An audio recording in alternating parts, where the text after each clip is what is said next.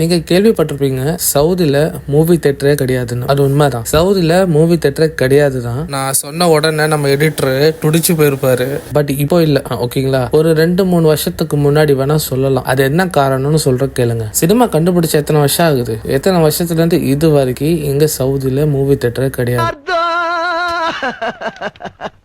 ஓகேங்களா? இங்க தியேட்டர்ஸ் இருக்கு. அங்க வந்து இஸ்லாமிக் டாக்குமெண்ட்ரி மூவிஸ் மட்டும் தான் போடுவாங்க. அதுவும் நம்மனா போய் நான் பார்க்க முடியாது. அது அரபிக் மூவிஸ் தான் இருக்கும். மற்றபடி வந்து எங்க மூவி வந்து பேன் பண்ணி வச்சிருந்தாங்க. எத்தனை வருஷம் இருக்கு?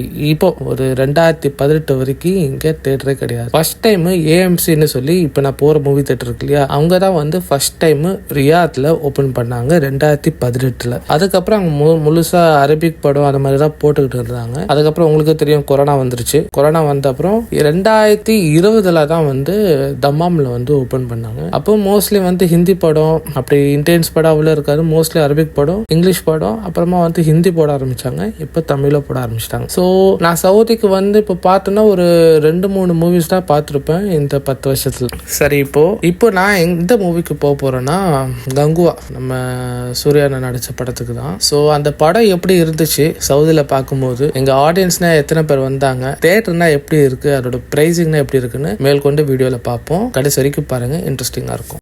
சரி, இப்போ நம்ம வந்து டிக்கெட்டோட ப்ரைஸ் பார்ப்போம். ஒரு ஆளுக்கு வந்து 35 ரியால், அதாவது நம்ம ஊரு காசு 700.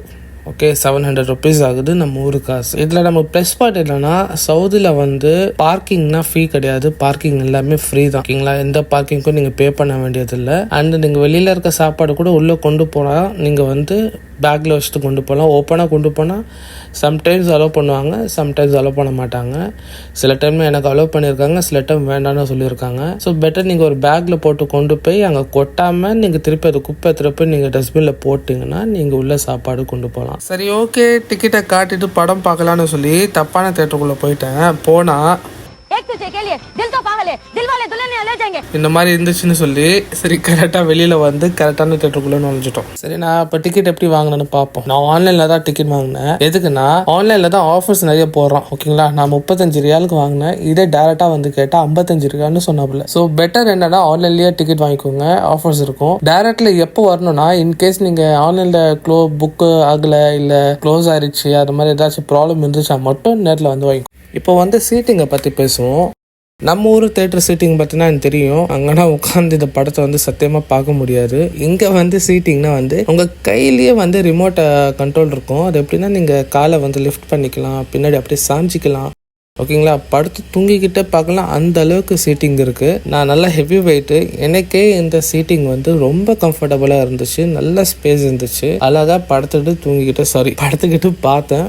படம் நல்லா இருந்துச்சு. ஒரு வாட்டி பார்க்கலாம். அந்த அளவுக்கு போட்டு திட்டுற அளவுக்கு, அந்த அளவுக்குனா கேவலமா இல்லை.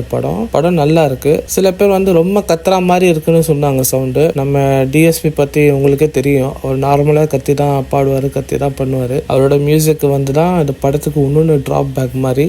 மற்றபடி ஓகே, படம் வந்து ஓகே. நம்ம சூர்யா சார் வந்து செம்மையா அவரோட ஹார்ட் ஒர்க் கொடுத்துருக்காரு. அவ்வளோ டெடிகேஷனாக ஆக்ட் பண்ணியிருக்காரு. அவருக்காக நம்ம இந்த படத்தை போய் பார்க்கலாம். அந்த அளவுக்கு கழுவி ஊத்துற மாதிரிக்குன்னா கேவலமா இல்லை. படம் ஓகே தான். இந்த மாதிரி படத்தை வந்து நம்ம புது ட்ரையா பண்ணியிருக்காங்க. விஎஃப்எக்ஸ் தான் சூப்பரா இருக்கு. இந்த மாதிரி ட்ரை பண்ண ஆளுங்களுக்கு நம்ம திட்டாம ஒரு சஜஷன் கொடுக்குற மாதிரி கொடுத்தோம்னா அடுத்த வர படம் வந்து கொஞ்சம் பார்த்து திருத்திப்பாங்க. நம்ம ஸ்டார்டிங் எடுத்தோன்னே ரொம்ப கழுவி ஊத்துனோம் வச்சுக்கோங்களேன், அப்புறமா யாரும் இந்த அளவுக்கு படம் எடுக்கிறத விட்டுருவாங்க. நம்ம தமிழ் சினிமா வந்து அந்த அளவுக்கு ஹாலிவுட் லெவலுக்கு போகணும்னு சொல்லி நான் எதிர்பார்க்குறேன். அந்த அளவுக்கு இருந்துச்சு படம். கிராஃபிக்ஸ்லாம் சூப்பராக இருந்துச்சு. நாங்கள் நல்லா ரசித்து பார்த்துட்டு வந்துட்டோம்.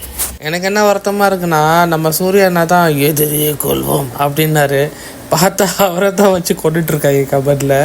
ஸோ விட்டுருங்க, அண்ணனை எதுவும் சொல்லாதீங்க. அவர் நடிப்புலாம் சூப்பராக பண்ணியிருக்காரு. பண்ணதெல்லாம் நம்ம டைரக்டர் சார் தான், அவரை தான் நம்ம சொல்லணும்.